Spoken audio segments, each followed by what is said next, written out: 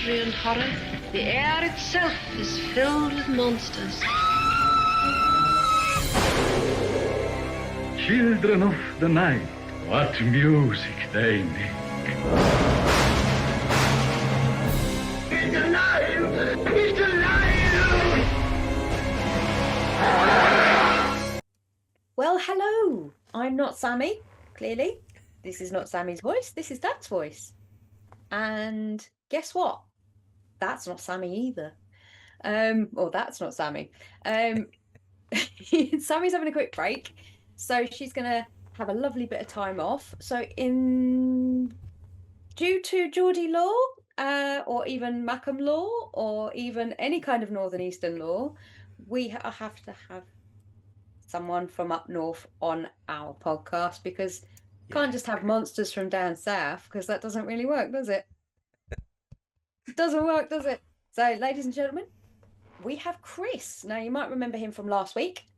We had him talking about up-and-coming movies and his penchant for YouTube shorts.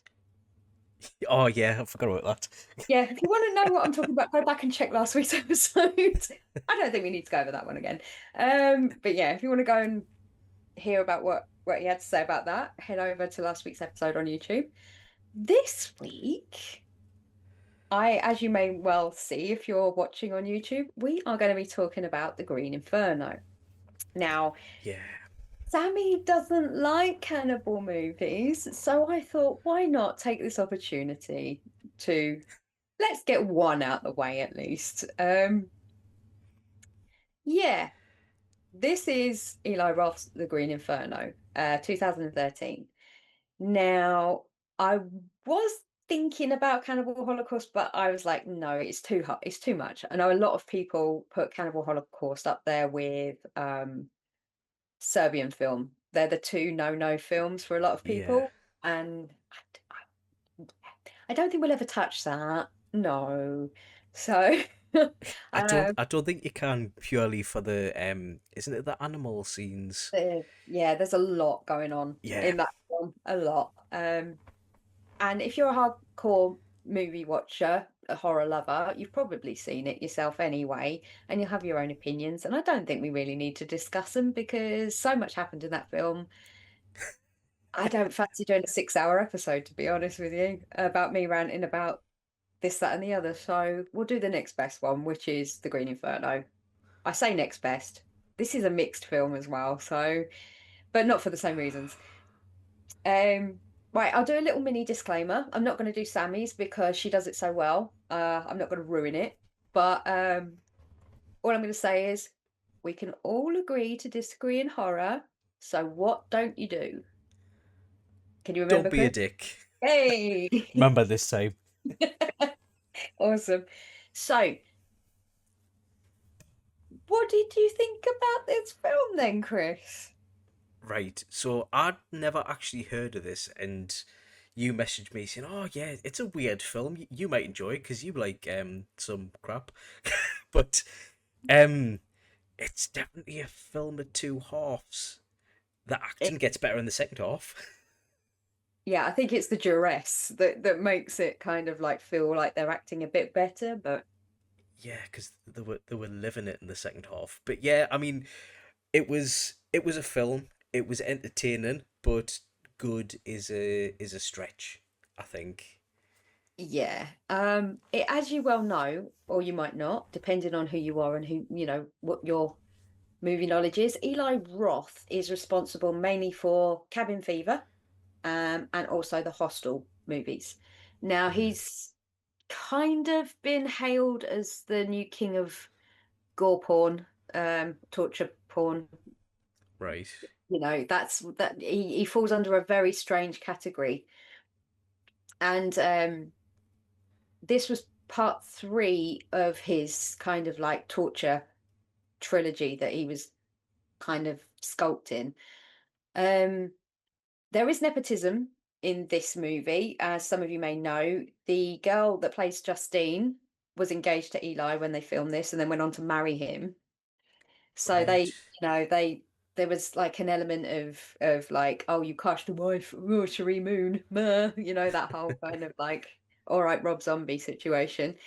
I didn't find her, whilst as a character, horrifically annoying, but I didn't find her a terrible actress. She wasn't great, but she wasn't, I don't know, that this Yeah. whole they don't complement each other at all these actors Hmm. at all. Um I I noticed that there was a few all right people, but there was a few actors and actresses that took us out of it. yeah. When I'm in it, Justine is the main Yeah. character. That's who's Lorenzo Izzo. Yeah. I don't. Who was her blonde friend? Sky Ferreira. I can't remember her name in the movie, Yeah, but like a flatmate person. Yeah. Casey. Yeah, I did not get her. I was watching her in her over exaggerated mouth movements, and I was like, is this for real? I've seen Birdemic. And he has. Yeah, he Yeah, has. and I was just like, it's on par, but I don't want to say bad about people, but it did take us out a lot of it when it No, I was can meant to be get that that. serious. Yeah, no, I can get that because with Alejandro, I don't know whether we'll go on to him, but his girlfriend or his friend that's the girl that was the one that was with him, um, and she's the one that takes Justine to the side. She's like, "Are you sure you're doing this for the right reasons?" Oh Um, yeah. she couldn't. I struggled with her. She Hmm. wasn't great, and Alejandro wasn't great. Um, it- I don't know if the film was a piss take of itself. This is where I get like really confused with this film because in some of the things I've read about it, it was Eli Roth saying he'd seen so many keyboard warriors complain about all these things that were happening around the world and how everybody had an opinion about it, but all that they were willing to do was reshare or retweet, and they weren't Yeah. prepared to go and do something about it. So he wanted to make a movie about what happens if keyboard warriors who don't have any real knowledge of the real world go out and actually do something. What would happen if they get involved in that sort of thing? So it sounds like a parody of itself in one way. Yeah. Uh, which I can, which makes sense because he's never been one to shy away from the no-go areas. He Hmm. he'll kind of go there, whether you want him to or not. And That was that was quite early for 2013. Because was that about then? Like properly mainstream? Because I remember there was a point on YouTube where there was, I don't know if it was my algorithm, but you couldn't scroll past a couple of videos until it was like a protest and like owning the left and stuff like that. And it's just like that's when it really became apparent to me about that kind of thing, that activism, or he called it slacktivism. yeah, because he said people were never prepared to go out of their way to actually stand up and be accounted as a person in real life. Yeah. They were okay to be accounted for behind the keyboard because it meant that they didn't have to actually go and do something. Hmm. So if he was being ironic, I think it was lost on a lot of people because irony is not something that a lot of people get, as we well know. Yeah. Um, but the weird thing was, it was really loved by Stephen King. he Right. he hailed this movie that it's like a glorious throwback to the drive-in movies of my youth, bloody, gripping, hard to watch, but you can't look away.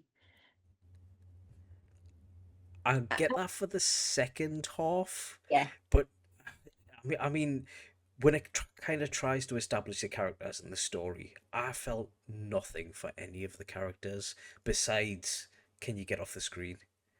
yeah, yeah. I mean, there was nobody who was really likable except for, I want to say, Lars was kind of likable, which was who we were talking about, Megan Trainor's husband.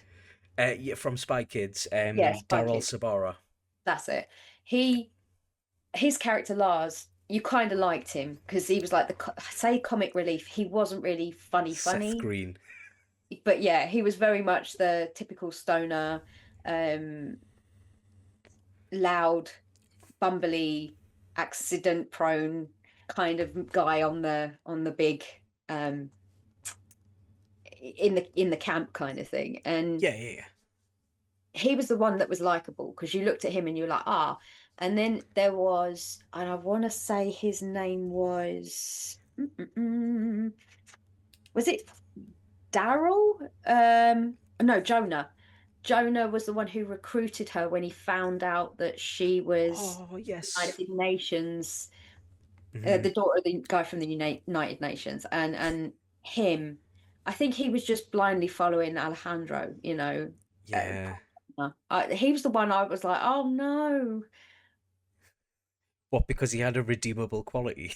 He's the only one who seemed to have a conscience, like out of all of the protesters. Like he just consistently apologized to Justine all the time, and he was all like, oh, I'm really sorry, that's not what, I don't think that's what's going to happen. And he genuinely seemed to be that person that was the blind optimist. Yeah. Like he was going into it genuinely thinking like, oh, this is great, it's going to really help, and if we do this it'll be great, and Alejandro said so, it's got to be Yeah. right, because he said, other, and then you look at the other extreme where you had I can't remember her name. Oh god, there is, it Amy? Amy the vegan. You had Amy the vegan, and then you had the other girl, Samantha. Samantha, yeah, I was going to say, with the tattoos. Yes. And she seemed to be going into it to meet other women. Yeah. Samantha. Yeah. The vegan, I don't even know how she even ended up there, because she was just like one of these people that just sort of got swept away with the moment and then ended up on the plane, and she didn't know how she'd even got there. It seemed Yeah. like that. Yeah. She was that kind of person that was just like, yay, adventure, and then realized that she was deep in the ship when she got there. And then I think it was Daniel who was the one who was, I'd say he was really confident in what they were doing was right until it wasn't. And then he was that guy that realized, he snapped out of it. Like he stopped drinking the Kool-Aid really quickly. Yeah. But He was like, he was the second one to Jonah, who I was just like, oh no, that's undeserved. That was so undeserved, how yeah. their demise happened. Yeah, I mean, that's not one way I'd like to go at all. Through this movie, the movie starts basically with Justine and Sky Ferreira's character, and they're getting rudely awakened on a Sunday morning by a bunch of protesters outside, and I think they're on a college campus. I kind of get the impression that's kind of where they are. And they start talking about like, oh, gross, why do people do all this? And there's this bunch of protesters, and some of them are the guys that they end up with going on this protest. And they're on hunger strike and all this. So I did like the bit where Sky Ferreira's waving the bagel at them. I thought that's, yeah, I can. Oh, The spiteful part of me can get that. I understand that, just out of pure, just ridiculousness. But yeah. So they then flick to them going to a lecture, and they start talking about FGM, which is female genitalia mutation. That I don't. Yeah, we're not going to go into that. But they'd start talking about all that sort of side of things in this lecture, and how it's not it's a practice that needs to stop. And it's like, and she puts her hand up and she's like, oh well, I'll just call my dad. And you instantly know the type of person Justine is at that point. Oh, I just call daddy will sort it. And it's like, okay, isn't he a lawyer for the UN or yeah. something like that? Yeah. And which, yeah. Yeah. I just love it how when she goes out to dinner with him and she's like, Daddy, it's a terrible problem. All of this, all this is happening around the world, and what can we do about it? He's like, nothing. Oh, there was a line in this that I loved, and he was just like, we can't just invade a country because they do something that we don't like. Stare. Pause and stare at camera. I thought that was a bit on trend right now, even though I'm like 13 years old at this point. But yeah, it was very corny. You got to know who she was from that conversation. Yeah. Then you had the peer pressure from him, like, why aren't you doing what your mother, why don't you play anymore? Your mother would have loved it. So we've established that she's got no mum. We've established that her dad is her, her go-to. So next thing you know, and I can't really work it out, but she's given a flyer by Jonah and like invited along to the protest meeting, and she's sort of, you can tell. Do you think, right, she would have gone if she didn't find Alejandro attractive? Because it's very clear, I think. No, I don't think so. No, definitely not. It's like I don't know. I think it's made very clear that these kind of people are virtue signaling and doing things not for the cause, for the perception of others. So I wouldn't put it past that kind of person to join a cause because the leader or the guy organizing it is a dreamy guy. So she definitely wouldn't.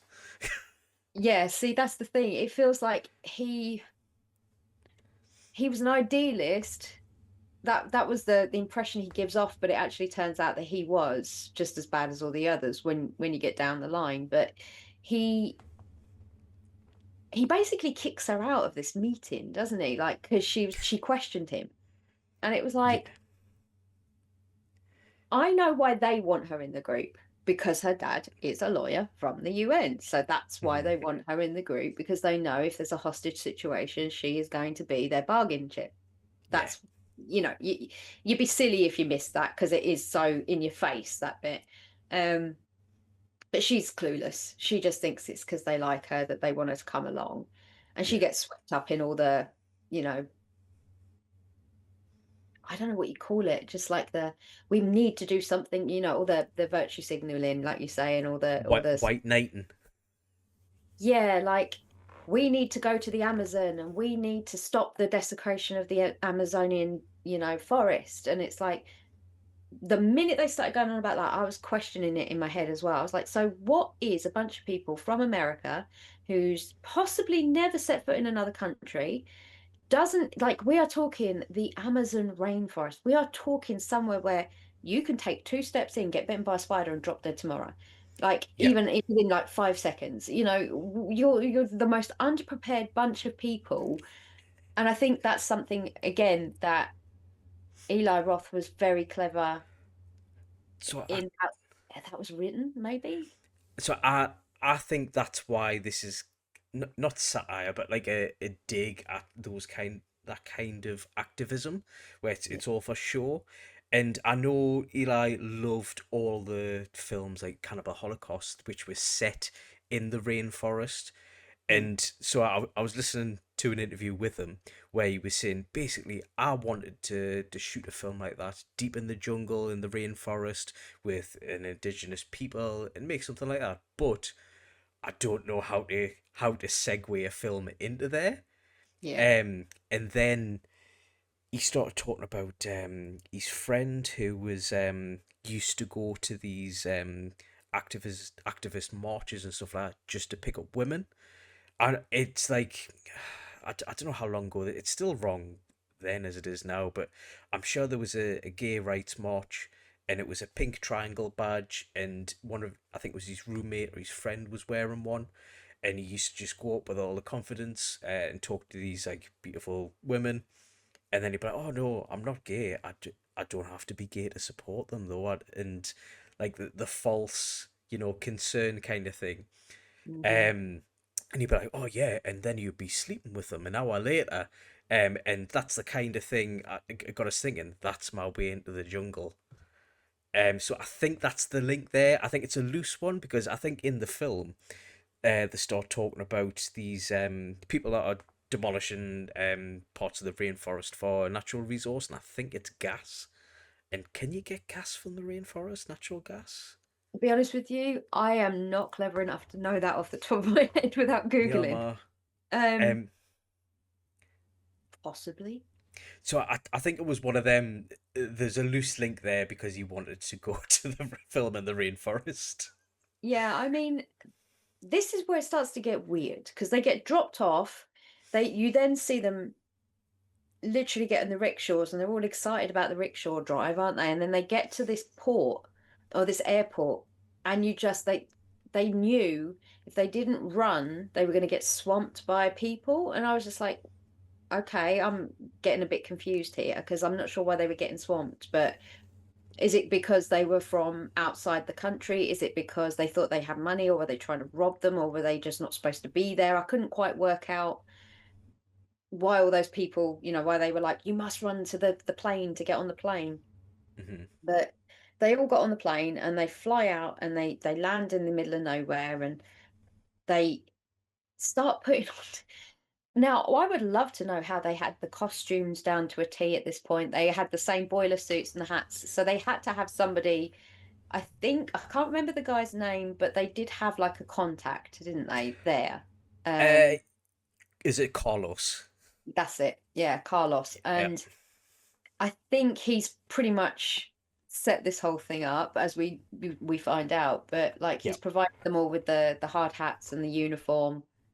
And then they all sort of try and blend in and march over to, I want to say, a digger. And then you don't see anyone digging the bomb, though. This is just like, what the distraction explosion situation that happens. Yeah. I'm like, how did they do that? When you start sitting there thinking, when did that happen? When did they get time to do that? Because they were chaining themselves to trees at one point, and I was like, okay, I understand that. I see what they're doing. Yeah. It went really quick, that bit. I had to watch it twice. So they got off the plane, they walked a little bit, then they took a boat, because that's where you see Spy Man, half lob on, and then they pull up to the shore, and then they get out, start changing into the high vis onesies and caps, but one of them, I think it's Carlos, opens a bag and he has like some canister things. Right. So I think he goes off and does that while they're chaining themselves around the trees. Right. It's very easy to miss, though. I had to go back and watch it. Quick. Yeah. I forgot about the boat ride, because the boats were all named after people that Eli really liked and has had in films or had something to do with. And one of the boats was actually called Brad Pitt. One of the motorboats was called the Brad Pitt. So I thought that was pretty funny, because obviously he worked with him later on in Inglourious Basterds as well. So it was sort of like a full circle moment. But yeah, he the whole bit where Spy Kids is shoots a tarantula because he thinks it's gonna bite his dick off because he's having a piss, and it's just like, dude, it's a tarantula. It's really not fucked about you. He's probably just thinking that's another branch for it to climb on, mate. It's like, he's not. He won't bother. But that sets you up with him, that he's a stoner at that point, because he asked Carlos to set him up with some weed, and then this is him just being a clumsy, crazy, like hyper paranoid dude. So you kind of who he is. You've established his character at that point. But yeah, so they all go hightailing it in, chain themselves, but Justine's lock will not work, and I feel like that was partly a setup, because they wanted hers not to work, so that she would be the one that the militia got hold of, and she was the one that they could film. Because the constant thing, but from this Alejandro all the way through, is your phones are your guns, your phones are your guns. You hold up a phone and you record everything. There's satellites there. We're going to live link to all the streaming, the ways we can stream this out. It's going to get out. Everybody mustn't stop filming, because that is the equivalent to you having a gun. And so they give her the padlock, and it's got the key in it, but she can't get the key out to padlock herself to the thing. So I think they glued the padlock, or they sabotaged it. Yeah.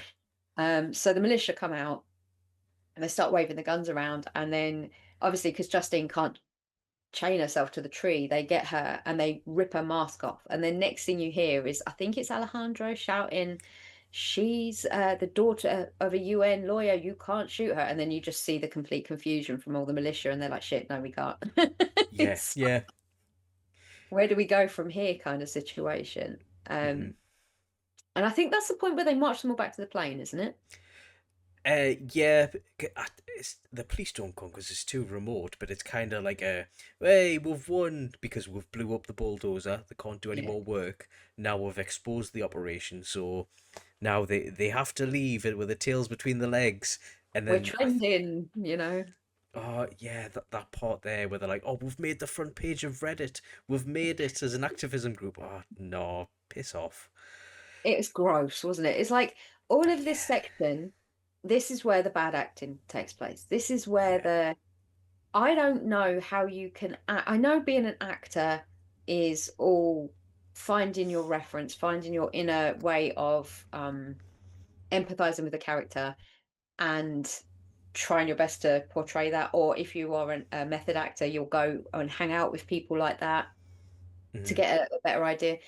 I don't think any of these people are method actors because I don't think any of these people hung around with any kind of method actor whatsoever.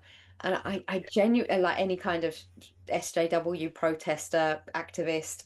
I think they might have Googled it, and that's about the length that yeah, they went to. Um, because they, it, I think wooden is a bit harsh. I'd say they were a bit bendy. They weren't like a plank. They had a bit of sway to them at this point, but yeah. They over exaggerated the weird parts as well. yeah. Like as I'm saying with the lass at the start who's talking about the hunger strike, and she's like talking like that, and I'm like, I don't get this at all. I mean, if I didn't know this film had cannibals in, I would probably turned it off. Yeah. See, I can understand that because I knew what was coming, and Mhm. everybody was hailing this at the time when it came out as being like the new Cannibal Holocaust. I was like, Jesus, this has got to be bad. So I waded through that to get to where I wanted it to, well, where I thought it was going to go. Mhm. And I'm glad I did because I do think this second half way makes up for the first half in places. I mean, he's done this part well, Yep. but as we discussed earlier, everything that is done in this film to highlight the issues with what they're doing is exactly what Eli was doing to them in the first place. So it was just like this life imitating art, imitating life, imitating art kind of Yeah. situation. Like they went to a real village in the Amazon and Yep. basically try, and I'm not saying they tried to westernize a pygmy tribe or anything like that. But it was like you said, they wheeled in a TV and said, "Watch this movie," and they showed them Cannibal Holocaust, and they thought it was a comedy. Yeah. I, so when I heard that, I was thinking that is a bit harsh, but apparently this it wasn't a tribe or anything. It was a bunch of farmers living off the Right. land, and they'd kind of like they weren't in like stereotypical garb that they were on screen. They were like in shorts and a t-shirt, and he'd comment in, "Oh, you've got an American football team on your shirt. Do you know what that is?" And they'd be like, "No, it's a shirt that I found." It's like it's I don't actually know what it says. It could have a picture of whatever on, but I don't know. I don't know if it's exploitation. I, I've been thinking about it a lot, I and think, yeah, there is an element of that for sure. yeah, I mean, he has said explicitly that this isn't meant to represent a stereotype of indigenous people, and it Mm. is an exaggeration for the film, which I Yeah, get, and I would say that too if someone accused me of being racist. yeah, he literally come under so much fire from I was just double checking the name of the people because I didn't want to speak out of turn, but Amazon Watch, who are a non-profit, Hmm. who I presume that means they're a charity that doesn't make profit because over here we just call them charities. Um, Yeah, they went hell for leather when this film came out because they said that it was the promoting of false stereotypes because you're saying that of course every remote tribe will rely on cannibalism and yeah, uh, they all do FGM and all sorts of stuff like that, and it's like they were the Amazonian Watch people were like, well, actually, FGM doesn't take place in the Amazon. It's practiced more so in Africa than it is in the Amazon, and they were going through all this stuff. But then it turned out that Amazon Watch hadn't even seen the film when they released the press statement about how terrible it was. So then they came under fire because they hadn't seen it. So there was this whole tit for tat thing going off when that happened. But they basically are just as bad as Eli, the Amazon Watch, because they, in one sense, and I'm not saying as a non-profit they're bad, but like they insert themselves into tribes in the Amazonian forest to find out how they work and how they operate. And it's like, I understand it. There's a possibility you could be like a silent observer, and you're just watching the way things are. But the introduction of you yourself as an outsider into a very close-knit community that may never have seen blonde hair, blue eyes, light skin, black skin, green skin. You know, it is such a shock to an insular amount of people that have never seen it before. So Eli Roth wheeling in a freaking telly with a generator to show them the movie when, and I'm not saying they're that remote that they might never have used a telly before, but kind of get the impression they might not have. They didn't know what a movie or a film was before it was explained to them by the cast. So I mean, in the interviews I've heard of Eli, they were saying, well, they are a bunch of storytellers. That's how they communicate in a community. They'll tell stories and tales to each other, so they grasp the concept of making up stories. They didn't know what the technology was, as in like a telly and moving in on a screen and stuff like that, but they could understand that it was made up. And I think that's why they thought the Cannibal Holocaust was a comedy, because it's kind of like, do you know, if you see like I don't know, a Londoner extreme stereotype, and you're like, obviously it's not like that, but it's kind of funny. I think it was that kind of laughing. I'm not sure because I wasn't there or I didn't see it, but no, I get what you mean. I do think that's probably what it is. But I have an issue with Western world inserting themselves, not necessarily just the Western world, but any part of the world inserting themselves in another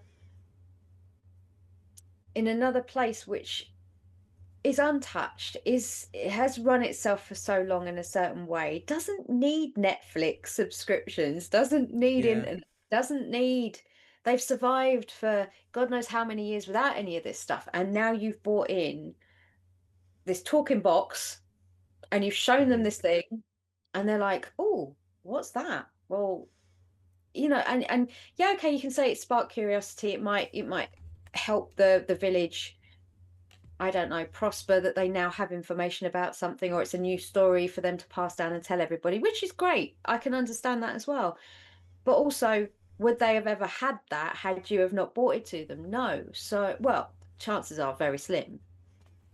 So it feels kind of icky to me. Like, I don't, like you say, the exploitation level in this is, I think, yes, I think they were, but did they get anything from it? Possibly. So it could be that we don't know what their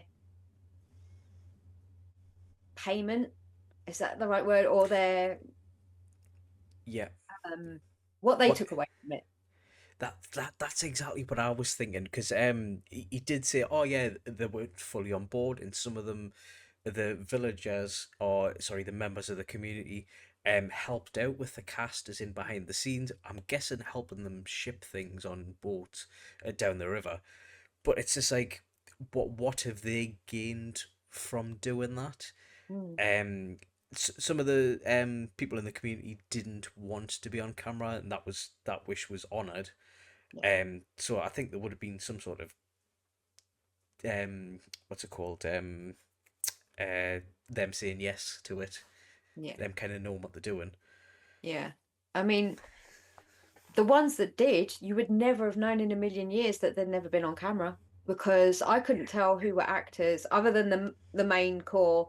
of the group. You take Yeah. them away, and you take the head lady witch of the town and her second Yeah. underling guy with the big bone. You take them two out, they were definitely actors, but everybody else in the village, I couldn't have told you who were actors from the mainland and who were actual village members or farmers or people from the surrounding area. Not a clue, because they did such a good job of ignoring the cameras. They Yeah. weren't fascinated. So I'm thinking either they had long enough to get used to them being a thing, or they just weren't bothered by them as a whole because they didn't know what they did, so they didn't really give a shit, Yeah. Yeah. But they do, and I will utter this. I have been to many, many years ago. I went on a cruise with my family when I was 22, and we went round like South America, and we had to get on the lifeboats to go to this little bunch of islands called the San Blas Islands, and it's like in the Caribbean, almost kind of like South America, like Colombia, all around there. And they actually do look like that. They have the bowl cuts and the little red loincloths, and they don't dress up for the tourists. That's what they wear. And the women, they have more like shroud, kind of, not shrouds, that's a harsh word, but like kaftani kind of setup going Right. on. They're not in very limited, but the men wear very little. And they deal with the cruise ships through exchange, so they get like cans of Coke and food instead of paying Right. to let people on the island, and then we come and we purchase like the goods they had so they'd make stuff like they'd sew things and clothing and bed linen and cushion covers and make jewelry, and you had the ability to then go in to theirs, buy their things, and then they had currency to exchange with other islands to get other things. So they were kind of modern because they did have like generators, and they had one big building on the island. So, and it was a tiny little island, but like they do exist. So Right. when I saw this film, I was just like, well, I know that that's real how they look because I've seen that with my own eyes. I've traveled down the Panama Canal and had two little kids in a carved out wood log come up to us and try and hand us turtles, dressed like that over the edge. And they're like, the guys on the boat were like, don't put your hands down, there's piranhas in the water. So Yeah. it exists. So that's why I didn't really question so much how they were presented, because I thought, well, why would they have Adidas t-shirts? Why would they have like Nike Yeah. trainers? They wouldn't. So this makes kind of sense that whatever they had, they'd use. But then you start going into the whole like they get captured. There's a plane crash. They all get captured, and they all get they start to get darted or Yeah. The sleepy darts. yeah, and fuck me, they were quick. I Were know. they not quick? I mean, what I, the I hell need. was in those? I need some of that to get to sleep on the night. I think sometimes. Jesus Christ, they were literally entering the skin and they were going down like a sack of shit. I was like, freak me, that's some good tackle they got there. Yeah. But they kill off Alejandro's friend girl, and then a few of the other guys like Carlos, the go-between guy, and then the pilot, and I think just a couple of Z actors that were in the background that were Yeah. wearing boy suits. They all get Non-essential cast are gone. yeah. So you're stuck with your main core. So you've got Justine, the main girl. You have Sam and the tattooed girl. You've got the vegan girl, Amy. You've got Lars, who is the guy from Spy Kids. You've got Jonah, who's the chubby guy. And then you've got Daniel, who's one of Alejandro's like hardcore friends. And you've got Alejandro, and that's your group. That's where you are. There's like, Yeah. I think 6 or 7 of them left. And they all get sort of sleep died, like you said, and they wake up in like this makeshift bamboo kind of jail cell situation.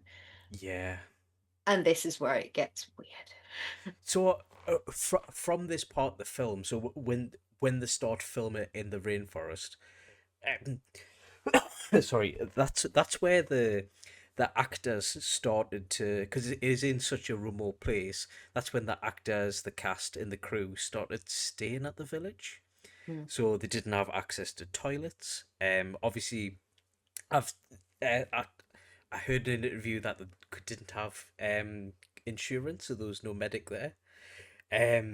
There was no amenities like water. They would have to go down to the river to get it. They couldn't just, obviously there's no tap. Um, there was bugs. There was creepy crawlies. There was everything. So they were actually roughing it, and apparently that was done on purpose. So I think Eli's idea was, let's trauma bond all my cast. Let's break them. Yeah. No, that makes sense, because that does sound like what he would do. Because like when you've seen like Hostel, which is something I do intend on covering with Sammie at some point, Mm, it's it's a hard film if you're not into that kind of genre of movie to watch. yeah. But there is something about the way that Eli handles gore. And yes, there's a lot of gore for gore's sake in this. And Mm, is some of it unnecessary? Yeah. But you are technically talking about something that probably doesn't happen that much. Like there's probably like a 0.05% of tribes in the whole world that practice cannibalism as like a thing. I know it has been done yeah. and it's proved it's been done. I don't know whether it's still in practice, and that every now and again you see a story crop up from somewhere saying, oh yes, this tribe in the Amazon still is, eats people. Yeah. Um, but really, it's not something that you hear of, because we shouldn't be hearing about it, because leave them the fuck alone. Don't go and insert yourself in somebody else's Yeah. stuff. Yeah. Yeah, so it's it just then starts picking up this pace where you're sitting watching it and you're thinking, Christ, they're fucked. And this is Yeah. before you even know that they're cannibals. You're just like, yeah, I don't know what's gonna happen now. You're in a jail Hmm. cell. There's like 7 of you. None of you know what's happening. You're all waking up, you're all confused. It's, you know, you're just surrounded by lots of people that are bright red staring at you. Hmm. Like, I'd still think I was tripping my tits off at that point, I think. On Like, the dot. yeah, I wouldn't have a bloody clue what was going on. And then, like, they start to size them up, for want of a better word, because I don't even think Jonah ends up going in the cell. I think they just clock him straight away.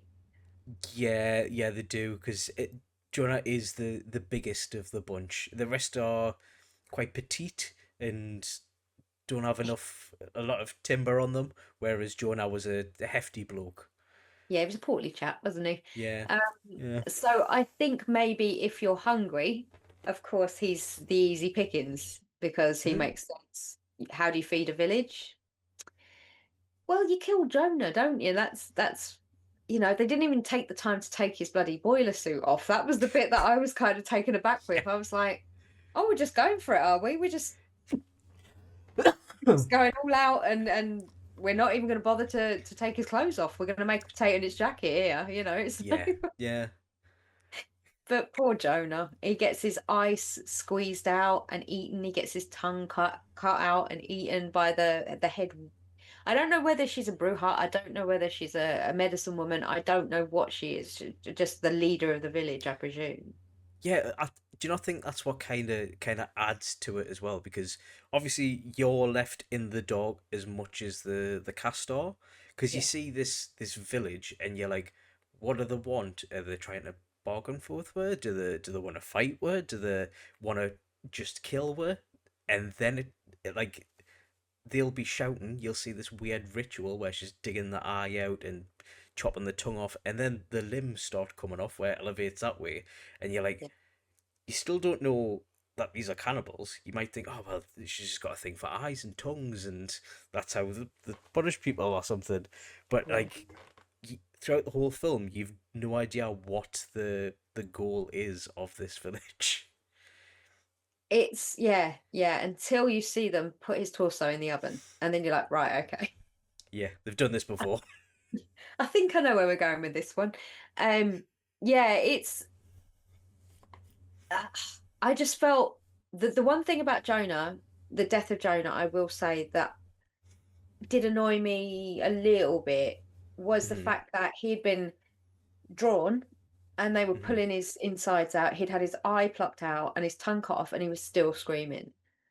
Yeah, And yeah, I yeah. was just like, at what point do you pass out? I know we're not going for real life here, but like in my head, I do have these questions. And Sammy always tells me, Dan, move your magic. And I'm like, yeah, okay, movie magic, but Yeah, no, no, I'm the same. I A would have little been bit. gone. You take my eye, gone. You take my tongue, I would have been dead. I would have just died, just out of sheer like. I would have been that person who goes, no, okay, I'm dead now, bye, and just die. I wouldn't be around for this whole experience. I wouldn't want to Yeah, know what was going on. So I do think Jonah's death was probably the most horrific in one in how you're literally you don't have time to process what happened because they're yeah, there and then Jonah's being hacked up into 1,000 pieces yeah, and stuck in the oven. You're like, okay, this is gonna happen. This is what they're gonna be sitting there thinking about now. Who's next? Are they next? What's yeah, gonna happen? Is Jonah enough to keep them going? Well, no, because these fuckers were hungry. Was it yeah. me, or did they just want to eat non-stop? Well, which is weird to me because did you see all the livestock wandering around the village as well? There's pigs, Uh, there's cows going past, chickens, and it's just like, no thanks, I'll take I'll take him, Jonah. Well, the only thing I can think of is eggs, milk. They can get Yeah, like things from them that they necessarily can't. Not that I'm overthinking it at all. Honestly, cannibals. They've got a heart. yeah, They like animals. Okay. But yeah, it's then a roll of the dice, isn't it? They try and escape. They keep getting darted. It's not working. I think next is the situation with Amy when she realizes she might have a touch of the old dysentery after the dark. oh, I sent you That, that video, didn't I? yeah, how the hell did they sell her on doing that part? Yeah, I, I can only think they hadn't finished writing and hadn't told her that this was going to be something that she would do, unless she was like, "Yeah, I'll do it. I don't care."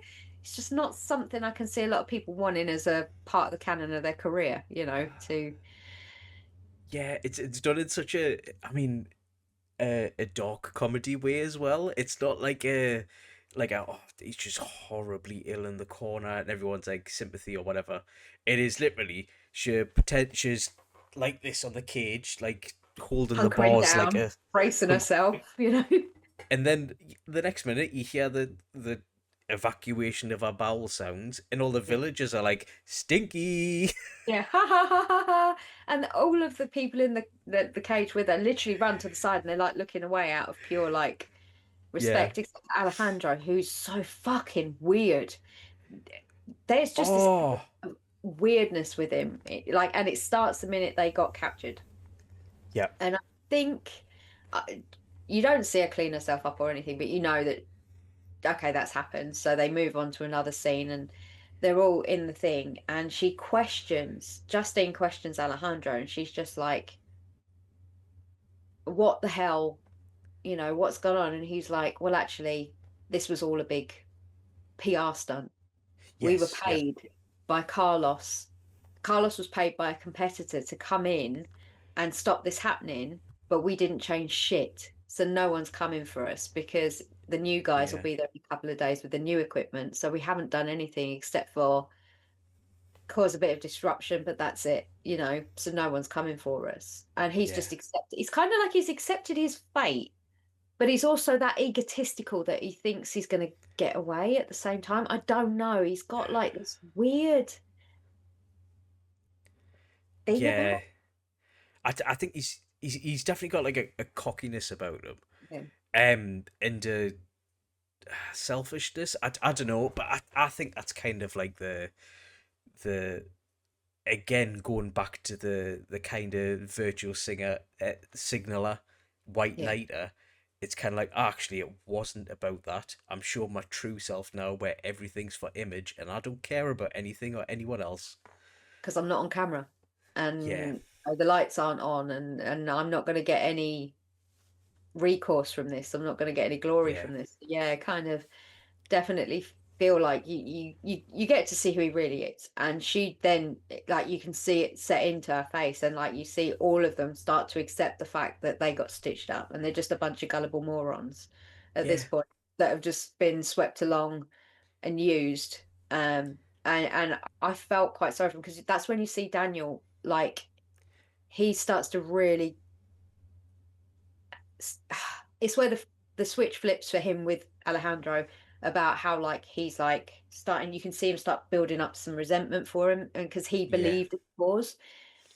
And then I don't know if this is the point. It's not the point yet, I don't think. But they take the girls away, and then they check them all to see if they've had the operation, because I Yeah. presume it's what they're doing to check if they've had the FGM. And obviously, Westerners, they won't have had it. So the Bruja lady does some pretty nefarious crap with a raptor claw, I think. I'm not really sure. It looked like it's out of fucking Jurassic Park, that thing. Yeah. And then and then they settle on Justine. Something about them, she did something that they deemed. I think it's because she didn't because the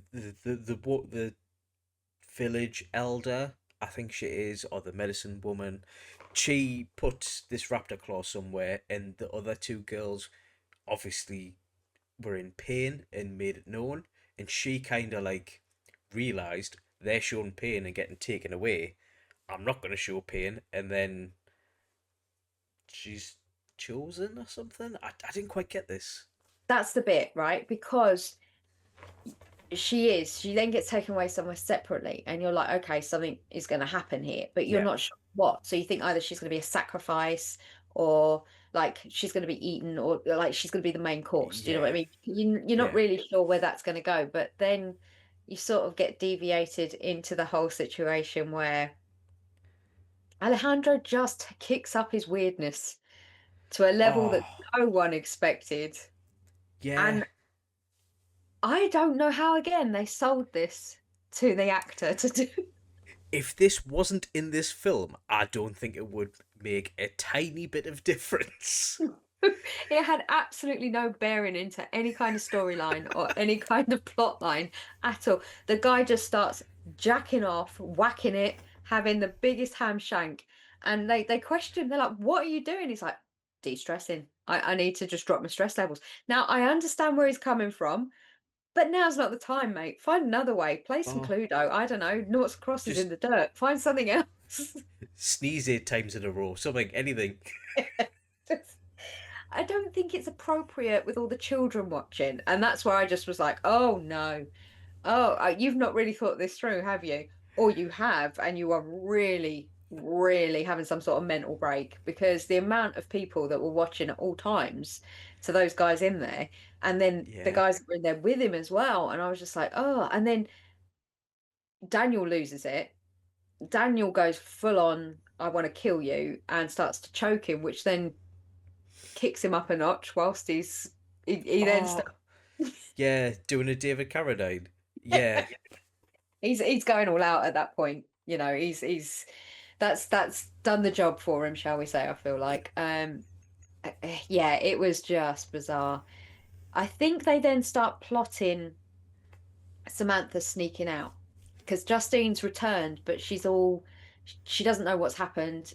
She doesn't remember. So I kind of get that they might have like darted her or I poisoned think her or it was something. because later on you get introduced to like there's a white powder in a leaf where you get one of Yeah, the little boys blows it in someone's face and it kind of like knocks them out. So I I reckon some think sort of cocaine-y type substancey stuff. maybe I don't know. I'm the last person to ask about stuff like that. Um, but yeah, she gets returned. She doesn't remember what's happened, but she knows something has happened. So that, you Hmm. know, they've proper like roofied her, and she's returned in just her underwear, no boiler suit. So she's sat there like that. They're all in the thing, and Sam keeps saying she's going to leave. So they do a big distraction.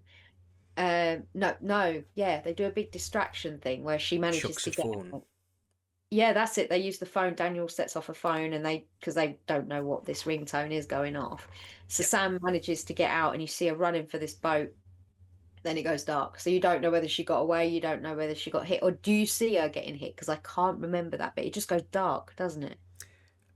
She gets to the shoreline and Mm, then she hides in a canoe. right. That's all I can remember, and then it kind of goes black as if like she's Yeah. hiding now, and it's a bit like up in the air if she's made it or not, if someone was following her, kind of thing. Yeah. And then they're all fed in the cage, aren't they? They're all given the bowls and they're all being fed. Yeah. And he Alejandro convinces them all it's just pork scraps, eat it, that you don't know when your neck's going to get any food. So they're all just proper chowing down, going for it, because they're like, I wouldn't trust that food as long as you can fucking throw me. I wouldn't touch it. You've just seen them cooking Jonah. Do you think I'd Yeah. have to be ravenous to even nibble on a tiny little bit of beef jerky there, right? Yeah. But no, they convinced the poor vegan girl to just have a little bit of food. She has a bit. She realizes she's really hungry. She finishes the bowl, looks down. What does she see? One of Samantha's tattoos lying in the bowl, staring back up at her. She Yeah. starts then looking around the village, and all the kids, they've literally cut her tattoos out, each one, and the kids are going around sticking them on each other like a little game. And Yeah. like she's then clocked what the hell's going on. And I thought to myself, that's actually quite clever that they thought to cut them all out and then use them in some way. It's like it would taste awful. So that's what I, Jeffrey Dahmer said. So see, I thought it was weird personally, but I love pork crackling, so I would be like, that's kind of one of the best bits. but Jeffrey Dahmer said that the ink taints the taste. So people with tattoos never taste as nice. That's what he used to say. So Right. maybe that's why they cut, or they were just fascinated by the fact that she had drawings on her skin. We got to Yeah. think it's not tattooing might not be a practice in that village. They might not be aware of it. That I know a lot of remote villages do have tattooing and they have the stick Mm. and poke and stuff like that, but this one might not. So we've got to presume that they haven't. And then Amy just loses it. She decides she's going to take her fate in her own hands. And to be fair, I can understand Yeah. why, because the possibilities of what could happen were just getting worse and worse. So she literally I I was slits her kind own of throat. shocked when I saw that It was so because quick, wasn't it? yeah, it was just like you're looking at her and she's got the shard in her hand. It happens, and I was like afterwards, I'm like, I kind of get it though. Like you're trapped in this cage. There is zero escape, and all of the violence and stuff that's happened to them is so out of the blue because they don't speak the language or understand the villagers like what they're doing. Yeah. Yeah, it's kind of like, yeah, it's probably easier this way than living eating your friends or scraps of your friends. Yeah, I mean, if that's how you're possibly going to have to survive, I mean, part of me would give it a go for a bit longer than possibly a day, because that's all I feel like they were there for at that point. I'd give it a little bit longer. I mean, Um, after someone's pooed in one corner and the other one's having a ham shank in the other one, you might be like, nah. I think you're psychologically gone at that point. Yeah. But yeah, you're not wrong. And then they manage to get out, don't they?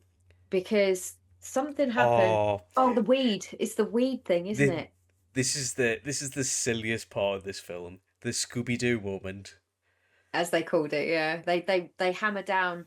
Basically, Lars is holding some weed Carlos got for him, and they then decide to ram it down the throat of Amy, who's just killed herself, because they know that they're going to eat her. And I thought, well, you don't know that, because to them, maybe her killing herself does something to the meat. They might not like it, in their Yeah, yeah. way of their religion, or whatever you want to call it, their life. Suicide taints the meat or something. I don't know, but Hmm. obviously in this land they're going to go with eating it because they wouldn't want it to waste. So they go cook Amy. Waste not, They want not. No, I mean, I kind of get it, but they were so mad. The village guy with the big bone through his nose was so angry that she killed herself. Yeah. But they start cooking her, and everybody in the village gets absolutely fucked, except for the guys in the cage, which I thought, okay, that he even warned Lars at the beginning, this is some really strong stuff. And I'm thinking, well, why aren't they all falling down and being asleep? Or like everybody else? But I suppose because the others don't have a tolerance to it. Yeah, That's they've got that college kid tolerance. the experimental phase saw them through. Yeah. Yeah, so they managed to escape while everybody's high as a kite. And from what I can see, Oh. this is where Lars meets his end, isn't it? I think. Yeah. The dawn, This is it was like not a Dawn of way the up. Dead style. Yeah, I mean, Alejandro stays behind. Lars, Daniel, and Justine managed to get out because at this point everybody's high, they're all asleep, they've all passed out, they're all just in lovely places and they don't give a shit what's going on. But Lars somehow manages to run in front of everybody whilst Justine and Daniel are running in the other direction. Yeah. And he gets literally main course munchied right Isn't then. it? Isn't it because Alejandro stabs him in the leg as he's getting out the cage? That's why he's a bit. It screams, doesn't it? Yeah, he Yep. lets a bit of, yeah, sorry, I forgot about that bit. Yeah. And then again, full boiler suit, they're ripping his limbs off with their own bare hands. And I'm like, how strong are these people? They are Yeah. yeah. And then poor Lars, poor Spy Kids is no more. He's in 50 million pieces and being turned into poo right now, you know. So we say goodbye to poor Spy Kids. So then you see Justine and Daniel running into the forest, and they then manage to get as far as the river. And this is where I wanted Justine to just drown at this point. I'm like, Daniel was doing his best. He'd got far. He'd got in the river. He managed to get to the other part. They were going somewhere, and she just jumps in like the worst Olympic diver you've ever seen and disappears. And I'm like, he stopped at his waist and she went under. I was like, how deep is that? It was like Dawn French, wasn't it? George is in the puddle. Vicar of Dibley style. Yeah, it was like, it was just bizarre. And then off she trots down, floating away. And all she does is scream. And I'm like, shut the fuck up. He can see you're going Do you and know you're that's running real? away. Do you know that's real? That screams because she did. She was actually swept away by the current. Oh, good. She shouldn't have fucking jumped in there like that, should she? Let's be honest. Yeah, it's like it was literally. Do you know when a child jumps in a puddle like both feet first, and they're like, "Hey," and And then then they just start crying because they get wet. Yeah. It's like, yeah. oh yeah, she really set them up there badly for people to find them because she's screaming like a banshee. There's not much Daniel can do at this point because she's going off, but now he has to go and help her, and they end up getting recaptured. Yeah. Justine gets separated, and you see her waking up, and she's tied to this rack system that they've got going where they completely cover her in that white stuff and set her up like I say, she's going to be a sacrifice or whatever the hell that they're planning on doing with her, for some sort of ceremony anyway. And Daniel is tied to a stick. Yeah, this is like the punishment now, though, isn't it? This isn't like we're not killing them for food. We are punishing. Yeah, you ran away, so this is your penance, and I'm sure it's bullet ants. It's it is there were ants that were actually around the rainforest where they were filming, the protest scene. Yeah. I can't remember the name of them, but the bites are famous for if you get bit once by them, it's like getting shot. The pain with Bullet with a ants. gun. There's a couple of ants, like there's this weird guy going on a little tangent on YouTube if you ever watch him, and his whole career was based on getting bitten by like things or getting stung by things just so he can tell you what the pain scale is. And I've seen him get bit by about 10 different kind of ants, and the only one I can remember the name of really is a bullet ant, so that's why I think it might be that. But they literally lard him up, poor Daniel, Yeah, on the stick, don't they? They cover it again in the boiler suit. They just lard him up over the top of the boiler suit, bit on his yeah, face. So I was just like, well, they love these boiler suits, don't they? And then they just set the ants on him and they just leave him to it. And I was just like, oh, that's not. yeah. I've just thought as well. Why are you trying to escape in a high vis boiler suit? In a jungle environment, let's be honest. Yeah. Camouflage, zero effort. Just Yeah. zero effort on that front. Yeah. I don't know what, but it all gets a bit weird. Anyway, something happens, and this kid who Justine has been quietly kind of making friends with, she bargains for this little flute thing of her necklace, and she comes and cuts her out and lets her go. So Justine runs up to Daniel and tries to cut him down, and he's like, no, just kill me, because at this point he's got so much poison through his vein, he's absolutely Yeah. he's had enough. So she does kill him, doesn't she? She The little does. kid does. That's it, yeah. He blows some powder out of a leaf that he conveniently had in his hand, in his face, and he's like, "Oh, I'm asleep now," and he just slowly, not quickly, just across his neck, Yeah, and it's a that's it. quick, painless death. Yeah. And Alejandro, they leave him in the cage because fuck him. It's his fault Yeah, they're all there anyway. at least he's Um, got some privacy now. well, he's got a puddle of shit to keep him fucking safe. Let's be honest. And some crusty underwear at this point, judging by the fun times that he was having on his own. But yeah, she runs off, and then she happens to start hearing gunshots, and like Hmm. this whole situation, and it's like, well, they were. Are you telling us that had they have come a bit earlier, they would have found them, or did she run that far that she stumbled into the camp again? I couldn't work that bit out. Like, were they looking for them, or Um, had she so gone that far?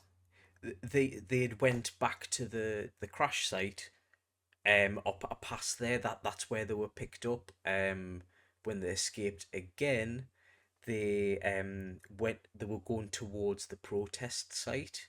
So the other company, the rival company that they exploded the bulldozers originally, um, they were coming in to claim that land now and Right, clear out the indigenous tribe and start getting ready to deforest the rainforest.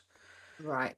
Because that's where I kind of got a bit lost. And then she Yeah, comes out screaming because she's obviously, I wouldn't say nativized, but because she's got dark hair, she's covered in all this. We're going to call it the sacrificial makeup, or yeah, the yeah, that. She comes running out. And so the militia guy that had a gun to her head way at the beginning, she's sticking, I don't know where she found that phone from that was all broken up, but she's waving it in his face. yeah. Hmm. I think it was out of the pocket of one of the people on the spikes at the crash site. I Yeah. can't remember. She picks it up somewhere along the way, and she's waving it in his face to try and explain who she is. And he gets it. You can see he gets that she's not a native person, but she's waving it, and then he realizes that the phone doesn't work anyway afterwards. Hmm. Um, and then at that point, there's a bit of exchange of fire, and like the natives are trying to shoot him with arrows, and there's all this stuff going off, and then somehow she manages to get out, and then Yeah. they just cut to her being interviewed, don't they, at the end? I think Hmm. that's where it goes. And she's like, no, nothing happened, the tribe were lovely, they treated me with nothing but respect, and Yeah. I don't know what happened, I just woke up, everybody died in the crash. It seemed very much like, where did she get this kind of like, I don't even know, it's not even a conscience. What the hell is it disillusion? Is it trauma, like complete denial from it happening? Or did she just not want anybody going back there? So she I pretended everything was fine. I think she didn't want anyone to go back there, and EU lawyer dad to go in and be like, "Oi," and get the tribe taken care of. That's how I took it. I mean, Yeah. it's either that or she doesn't want people to go there, but there is people there because they're currently chopping down the trees and getting the natural gas out of plants or The something. and plants and the Yeah, air. I don't know where they're getting it from, but they're getting it from somewhere. Yeah, I think you're right. I think she's. I kind of get the way I saw it was that she was just trying to like leave them the fuck alone. You don't want to go there, but so yeah. I'm gonna. It's lovely and fine, and everything's wonderful. And then there's the credits roll for a little bit, and then did you see the mid clip? Oh, no, I don't think I did. What happened in that? Right. Yeah, basically, there's a phone Oh, call. It cuts to black, and there's a phone call, and you hmm, hear, "Hello, Justine. This is Alejandro's sister. We've got a satellite image of someone that we think is Alejandro." And they show like this satellite image like going down, down and down until you see him, and he's covered in like the native, he's in bare feet, he's not a color, it's like a satellite image, so but you right. see him looking up square at the camera, because of course he can see a satellite from Yeah, the yeah. ground, Al- but like looking directly into Alejandro the Vision. satellite. Yeah. Not only is he an arsehole, he's got fantastic vision. And she's like, we need to talk. And then it just cuts to black again. And so I Oh, presume that there was a inference for a possible sequel, but there wouldn't have been any need for it. I saw a different cutscene to you. Did you? Yeah, That's so on what the Shudder. I will say the one I watched was on Shudder. So I watched it on Plex, which is free and annoying because it's got adverts every 5 minutes. But besides that point, um, it's basically it had her wandering around the college campus, I think it was, and right. then she turned the corner, and there was Alejandro, and he was just like, Justine, I'm back. And then her face turns to, it was weird. It's like, do you know on Lord of the Rings where Bilbo's face turns when he sees the ring, and she goes to bite him, and then it goes to black. So I, I think he's just put post credit things on for the crack. Yeah. I mean, I love it when they mix it up though. I'm always a fan of when you don't always, because you have the different country releases. So Mm-hmm. obviously due to different, I don't know, different laws, maybe like, rating laws, like to try and get an R or an X or a PG or a whatever. Obviously this isn't a PG, but when they try and get the ratings, they have to tone down or technically tone up or do what they need to Yeah. do. So I love it when they don't always put same scenes in, and they're usually the after Yes. credits because they're easier to do, to splice in like weird, like stuff that's ended up on the editing floor that they like to just stick in the end sometimes. But I love Mm-hmm. it when they do that. It's like the Descent ending, isn't it? Yeah, yeah, I like that because it's like you think, oh, this is amazing, but then she's Delulu and she's absolutely lost the plot, and it's, Yeah. yeah, I like that where it's always left in that kind of place where you're like, oh, this is not good. But then I don't want the sequel to tell me that it's not good. I'm clever enough to understand from your 2 minute mid credits thing Mm-hmm. that it's not good. But this doesn't deserve a whole sequel for you to tell me that it's not good. The indigenous people strike back in New York City. That's the second Like one. fucking Predator 2, and it like it comes in, they start skinning people and hanging up all the drug dealers upside down, and Danny Glover comes out, keeps saying he's too old for this shit. It's like, yeah, well, Yeah. okay, I get where we are now. But yeah, yeah. So I mean, overall, what do you think to Eli Roth's Green Inferno? Now we've talked it through again. So I liked it. I like this. I like the special effects. Um, from doing kind of the research for this video, I realised that I don't like Eli Roth. He's got an aura of smug, and he looks like Ryan from The Office. Correct. And yep, I really like the special effects. I can't say much for the makeup and stuff. I, I still cannot make my mind up if he's taking advantage of those people as well, which is a. But I mean, I liked Hostel as well, but there was controversies about that of how Eastern Europe was portrayed, and I don't know. Do controversies like that just follow him around? I think so. I think he just doesn't give a shit. He's like, all press is good press, regardless of whether it's bad or not. I feel like Yeah. he thrives on just people talking about it. Yeah, I suppose. I mean, I used to agree, and then Kanye came along. But anyway, yeah, I think it was a good film. But it wasn't amazing. I don't think I'll watch it again. Yeah. It's not a comfort movie. It's not a movie that you put on going, oh yeah, love this one. I mean, you Mhm. can. And if you do, more power to you. But Get checked. it choices were made, and someone had to make them because we don't get a lot of cannibal movies in this day and age. And I'm not Mm. saying there's a reason for it. There isn't. I do think that there is a sort of weird pocket of people that really enjoy those kind of films, like the exploitation slash cannibalistic movies. And I do feel like, yeah, we've seen like the Ed Geins. I mean, I know he didn't necessarily. We're not 100% sure whether he did consume them or not. And we've seen like the Dharmas, and we know he did.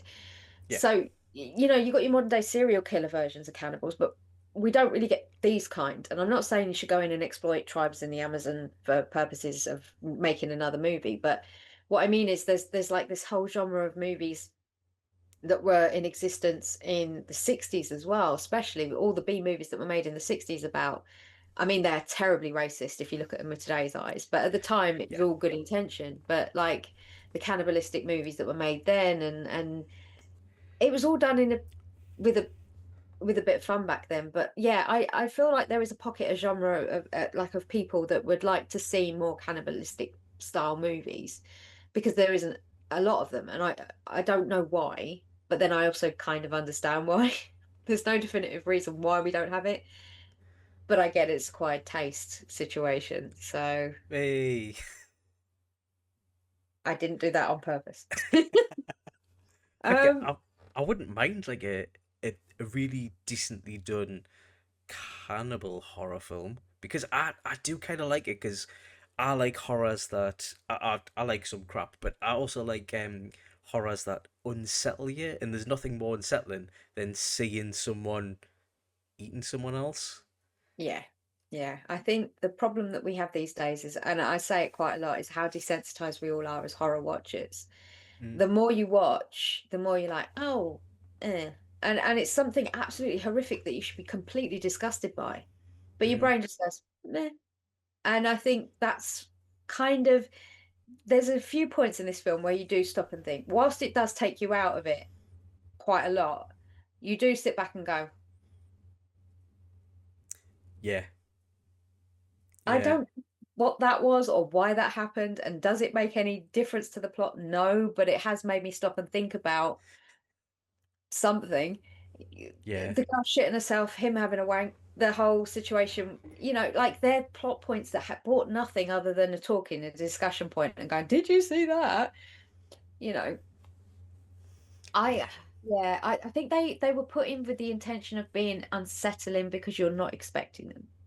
Mm. Do you know what weirdly made me a bit unsettled? It was the kids putting the skin on. Oh, what I, with the tattoos? yeah, and I don't know if that's because I'm a parent, but it was like, it was seeing the innocent kids where they were like, they're not like showing any malice towards them, but they've got a tattoo of another person in their skin, and they're putting it on their belly, and they're like, oh, look at me, I'm one of them, I'm wearing their skin, kind of thing, as if like they were wearing a Halloween mask or a temporary tattoo you get from the shop in a pack of bubble gum. And I was like, oh, that's a bit weird, that, and I didn't expect that. Mm. Yeah, I think he just has his moments where he does these things and you're like, oh, and I think that works. But then like the other 60-70% of the film, you're just like, what are Yeah. you doing? Um, you are right, he's not a very liked man. Eli Roth has had a lot of controversy over the years, be it for, like you say, the way he makes countries be perceived, the way he does all that stuff, but he doesn't really give a shit. I mean, the guy has gathered enough of a following that he's even had his own TV shows like the history of horror and stuff like that, where Right. it is a bloody good TV show. He interviews everybody from Jamie Lee Curtis to Rob Zombie, and they all talk about like different genres of horror within each episode. So if anybody is really interested in that, I think it's Eli Roth's History of Horror, Right. and I think it's about 3 seasons. That's all they made, but there are some absolutely amazing interviews. They're only very, very short, but they talk about all different films like slashers, subgenres like torture porn, all the different like things, and it's a good watch. So you know that he has got his head screwed on when he needs to, and that I think is Mm, where the disappointment comes with him, because you're like, no, you do know what you're doing, but you yeah. don't practice it because you want to cause. Yeah. See, I don't think it would cause as well. Maybe it's not the indigenous people thing, but like even Hostel, do you know, it was a portrayal of Eastern Europeans. I don't think that would cause as much of a stink now, because people have access to. If you typed in a city in TikTok or whatever, you would see someone a day in the life. Look, there's me going for Starbucks. We're not actually like that kind of thing now, as In opposed to Starbucks, here's buy your liver, sell your liver for free. yeah, Do you want your kidney harvesting? Just pop in there. It's like, I mean, yeah, I I completely understand what you're saying. Back then, when these movies were made, 2013 was a totally different time. Yeah. However, when Hostel was made, the internet, I say, was in its infancy. It was in the grand scheme of things because it still is now. But Mm. like the internet was relatively new, and Hostel was in the 2000s at some point. I Right, don't, right. I can't remember without looking for sure. But you're talking maybe the first 10, 12 years of the internet being the internet, coming out of Yeah. dial-up, going into the internet as we know it. So it wasn't a second nature to jump on your phone and Google, because we all had Mhm. Razor or Nokia with Snake on, and you couldn't just jump on and Google, Yeah. do you get your kidney stolen in Eastern Europe? You Yeah, just yeah. couldn't do it. So yeah, you are right. Did Marilyn Manson have his bottom ribs removed? That kind of stuff you couldn't Google. Yeah. Yeah, yeah, and did Cher do it too? But yeah, like it's just stuff like that. It's a totally different world now, and I think that they have a possibility of making a movie that could appeal without exploiting people, that could let all parties in. I mean, I know exploitation is the name of the game with some of the movies, hence why they're called exploitation movies, but you know what you're getting. Yeah. However, exploitation movies are technically not modern day movies. They're 80s, 70s, coded, based in, Yeah. made in. So, you don't really tend to get as much of those unless you're going into the proper like realms of B movies. And a lot of Mm. those, the laws that kind of stop exploitation movies being made now. So it's like, I don't know, it's all very, this film is just heavy with layers of, should they have done this film? Did we need this film? Could it have been done differently? Mm. Yeah. I get that. So I've got two 1 stars for this, like I Right. always do with Sammie. And the first one is from IMDb. And the guy that left it was Jordan W. May, and he left this on the 26th of November 2019. Sweet baby Jesus, this is bad. End of review. So I think he's basically set out his opinion in that one review there. Like, really can't disagree with him. Do you know? I would love if you could see how much of the film they'd watched before they came to that. Because 10 minutes in, I get it. Yep. I mean, it depends what kind of stomach you have as well, because there's no real like sliding scale with these reviews. Like you say, you don't know how much they've watched. You don't know if this is their genre and they're going into this thinking it's going to be jazz. I mean, the cover for this is similar to the background of this here, so you kind of know what you're getting into. You'd hope, but Yeah, people are dumb as fuck. So, yeah, they see the Green Inferno and they might think, oh, a fire film. yeah, yeah. It's about the emerald mines. Yeah. The second one is from, I want to say, the second one is from Nick Salad, and this was left this year on the 21st of Oh, January, and it's 0.5 star from Letterboxd. I hate you, Eli Roth, which I thought was pretty good. Um, yeah, I can expand a bit more on the first one, which I'll go back and do. But yeah, I just loved Nick Salad's one. I hate you, Eli Roth. Nothing about the film, just gave it 0.5 star because it had his name involved, which I thought was pretty funny. oh, I love it. But yeah, the first one does go into a bit more detail. Jordan says, just don't. I mean, really, just don't. I started this movie with very low expectations. I knew it wasn't going to be great, but every now and then I'm in the mood for a gory horror flick, so I gave it a shot. Every single character is painfully unlikable. The only reason I made it past 15 minutes is to make sure they all died. I know that's morbid, but I just felt like it was my civil duty to make sure there wouldn't be a sequel. So I am Oh, kind of, once you get past the sweet baby Jesus, this is bad. You're like, yeah. okay, I agree. And then you read his actual review and you're like, yeah, okay. I 100% agree that this it is your civil duty to make sure there is no sequel. Yeah. Oh, I kind of like that review. I do, but they only left 1 star for it, so. Yeah.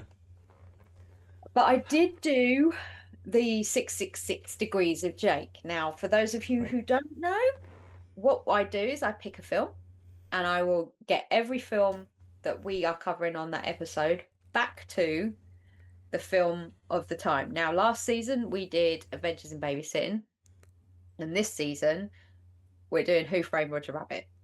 So I've been bringing every movie we've done so far back to Who Framed Roger Rabbit. Now, I know they're not horror films.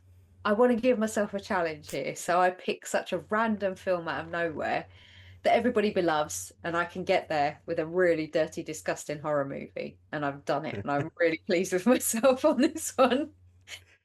So, Lorenza Izzo, who played Justine, featured in the 2015 movie Knock Knock, where she played Genesis.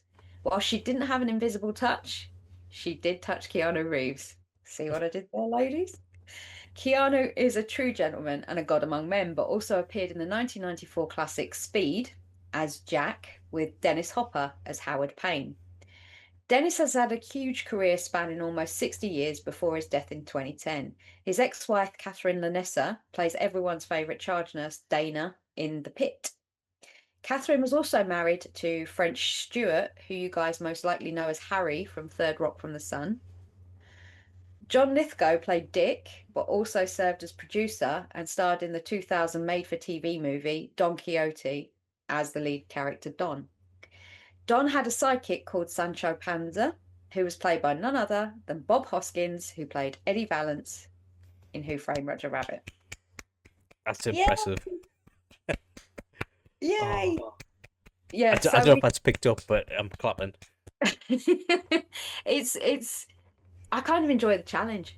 I really enjoy the challenge of doing that, because it's like, it's so stupid, but it just goes to show how incestuous Hollywood is, that you can get any horror movie back to either Adventures in Babysitting or so far Who Framed Roger Rabbit. And I've only done Bob Hoskins so far. I haven't even hit Christopher Lloyd or many of the other characters that are in this one. Yeah. Have you tried putting a real challenge and putting a non-English film on? See, now, because you do Anime Club. Yeah. You do a lot of subtitles, because I'm guessing you prefer subtitles than dubbed. I'm not precious over it. What's Phoebe like? Does she prefer subtitles or dubbed, or is she also not precious? She does dub because she likes to watch when she's at work or she's doing something, which is fair. Yeah. I have an issue because I wear glasses. Yeah. Not all the time, but I can't see far away, so I have to wear them when I'm driving and stuff like that. But I do find that if I'm watching the TV and I have subtitles, I can't see white writing very well without my glasses. Right. It blends into the telly. I don't know. I can't really. It's not because it goes so quick when you're reading. I need to have my glasses on and then I can see it. And then I have to wear my glasses, obviously. And my telly is only like spitting distance from me, so it just seems a lot. So I tend to do dubbed, but there are a couple of movies I would like to cover. Battle Royale with Sammie. Oh, that's a good one. Me, I think it's an amazing film. And obviously it's gory as hell, and I've got no idea how the hell I'm going to get from that to any other movie, but I think you can do it with Takeshi Miike. Yeah. Sorry, is it Beat Takeshi? Miike, yeah, Takeshi Miike. Yeah, hard boiled. Yeah, and then you can go from there. Maybe it might be a bit more than 6, like, but it does. Yeah, it's one of these things where I don't always get it in 6. Sometimes I can't, but try my damnedest. But yeah, it's. And then you can get it to Jet Li, then Bob Hoskins for Danny the dog. He's done it already, ladies and gentlemen.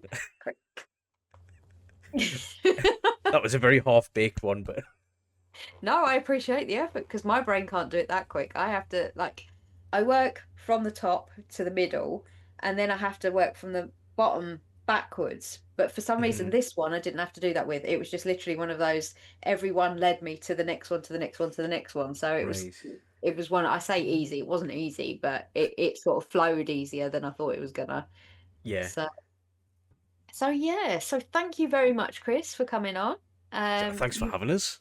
Well, you might be a bit of a friendly face for a few weeks, so people are going to have to get used to seeing your face and hearing your voice just while Sammie has a little bit of rest time off.